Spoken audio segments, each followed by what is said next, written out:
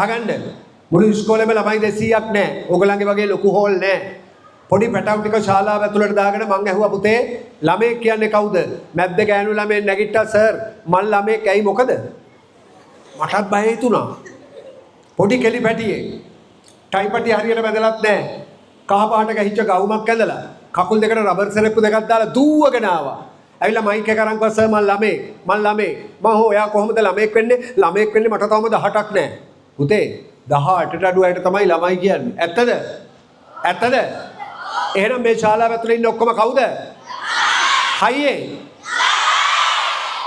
තව හයියේ. ළමයි.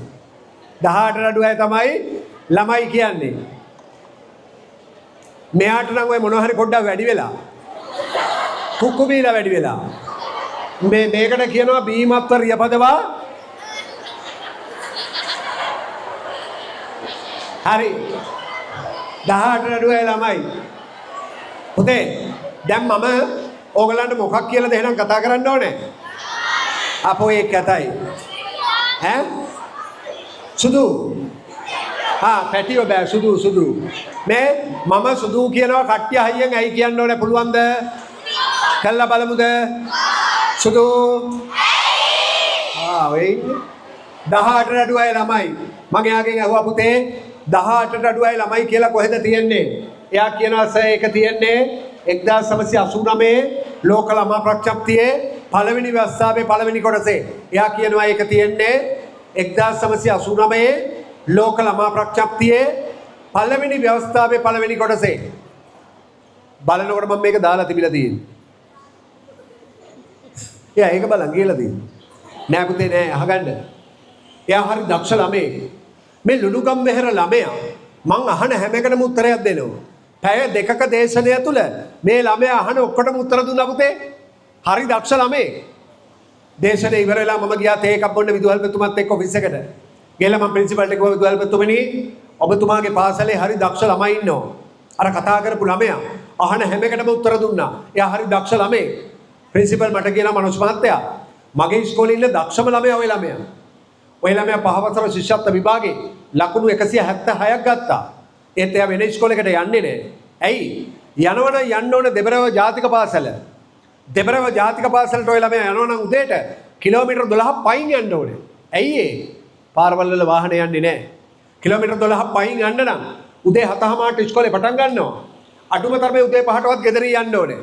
උදේ 5:00ට ගෙදර යන්න නම් අඩුම තරමේ නැගිටින්න ඕනේ. ඊට අවුදේ 6ට ගියපු එක.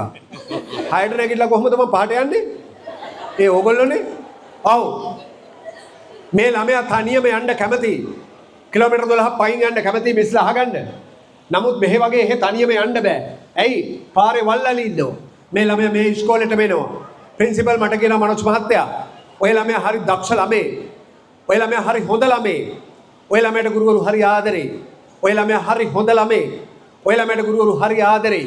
පුතේ අහගන්න ඔයගලන්ට කවදා හරි විශ්වවිද්‍යාලයකින් උපාධියක් ගන්න පුළුවන්.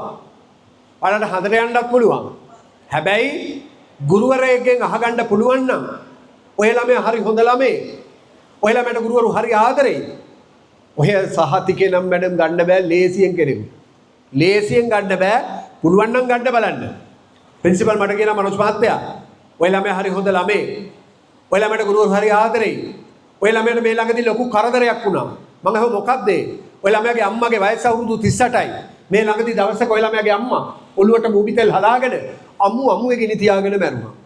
ඔය ළමයාගේ අම්මා ඔළුවට භූමි තෙල් හලාගෙන අමුවේ ගිනි තියාගෙන මැරුණා. බේරගන්න බැරි වුණා. පිච්චිලා මැරුණා. ඔය ළමයාගේ අම්මා මැරෙනකොට වයස අවුරුදු 5ක තව මල්ලි කෙනෙක් ගෙදර හිටියා. දැන් ඒ අවුරුදු 5ක මල්ලි බලාගන්නෙත් ඔය ළමයා. එක දවසක් ඉස්කෝලේ එනවා එක දවසක් එන්නේ නැහැ. ඇයි? ගෙදර වැඩ. හරි හොඳ ළමයෙක් ඔය ළමයා. ඉස්කෝලේ එන්නේ නැති දවස් වලට හවසට එනවා. ඇවිල්ලා ගුරුවරුන්ගේ පාඩම් අහගන්නවා. හරි දක්ෂ ළමයෙක්. දැන් අර මල්ලිව බලාගන්නේ ඔය ළමයා. මල්ලි මොන්ටිසෝරි යනවා. ඔහොම කර ඉන්නකොට ඔය ළමයාට මේ ළඟදී තව කරදරයක් වුණා. මම ඒ මොකක්ද ඒ? ඔය ළමගේ තාත්තට මේ ළඟදී අංශභාගය හැදුනා. දැන් තාත්තා ඉන්නේ ඇඳේ. දැන් තාත්තට කැම ටික හදලා දෙන්නෙත් මේ ළමයා. වයස අවුරුදු 5ක මල්ලි බලාගන්නෙත් මේ ළමයා. අහගන්න පුතේ. එක දවසක් ඉස්කෝලේ එනවා එක දවසක් එන්නේ නැහැ. ඇයි? කුලියට ගොයන් කපන්න යනවා. පඩිය රුපියල් 500යි. එහෙ රුපියල් 500ෙන් තමයි පවුල ජීවත් වෙන්නේ. මමත් රුපියල් 1000ක් දීලාම මේ ළමයට සපත්තු දෙකක් ගන්න. මං කොළඹ ඇවිල්ලා මං ඒ කාලේ පත්තරයක ලිව්වා. මම මේ ලුණුගම්මෙහෙර ළමයා ගැන පත්තරේ ලිපියක් ලිව්වා. අභියෝග ජයගත් දිරිය දියණිය. අභියෝග ජයගත් දිරිය දියණිය. පත්තරේ ලියුම ගිහිල්ලා සතියයි. කොළඹ ප්‍රධාන පෙළේ බාලිකා පාසලක විදුහල්පතිතුමියක් කතා කළා. මයෙන් අහනවා මනෝජ් මහත්තයා කොහෙද අනේ ඔය ළමයා ඉන්නේ? ඔය ළමයා එක්කන් එන්නකෝ මගේ ඉස්කෝලේට මම ගන්නම්. අරගෙන නොමිලේ උගන්වනවා. උගන්වලා හොඳ තැනකට මම යාව ගේනවා. පුතේ මම මේ සතුටුදායක ආරංචිය කියන්නේ නැවතර ලුණුගම්මෙහෙර ඉස්කෝලේට ගත්තා. විදුහල්පතිතුමාට. විදුහල්පතිතුමා මට කියනවා මනෝජ් මහත්තයා මට තනියම උත්තරයක් දෙන්න බෑ. මම ළමයාගෙන් අහලා ඔයාට උත්තරයක් දෙන්නම්. පැය භාගයකින් පුතේ උත්තරයක් ලැබෙනවා. මොකද්ද උත්තරේ? ළමයා කොළඹෙන්න කැමතිද නැද්ද? මට ඇහෙන්නේ නැහැ. ඕ යා කැමති නෑ. යා අහනවලු සර් මම කොහොමද සර් හිත හදාගෙන කොළඹට වෙලා ඉන්නේ? මම කොළඹ ගියොත් අපේ තාත්තට කවුද කැම ටික හදලා දෙන්නේ? මං කොළඹ ගියොත් මල්ලිව බලා ගන්න කෙනෙක් නැතුව යනවා. ඒ මහත්තයාට කියන්න මම එන්නේ නෑ. මම මේ ගමේ ඉඳලා මේ ගමේ ඉස්කෝලෙන් ඉගෙනගෙන ඔය වැඩ ටික ඔක්කොම කරන්න මට පුළුවන්. බලන්න පුතේ ළමයාට තියෙන ආත්ම විශ්වාසය. අම්මා ගිනි තියාගෙන මැරිලා තාත්තට අංශභාගේ වයස අවුරුදු 5ක මල්ලි කෙනෙක් කුලියට ගොයන් කපනවා පඩිය 500යි. උඹලගේ වයසේ දරුවේ පවුලක් ජීවත් කරනවා මතක තියාගන්න ඉල්ල පුතේ. එහෙම ළමයි ඉන්නවා.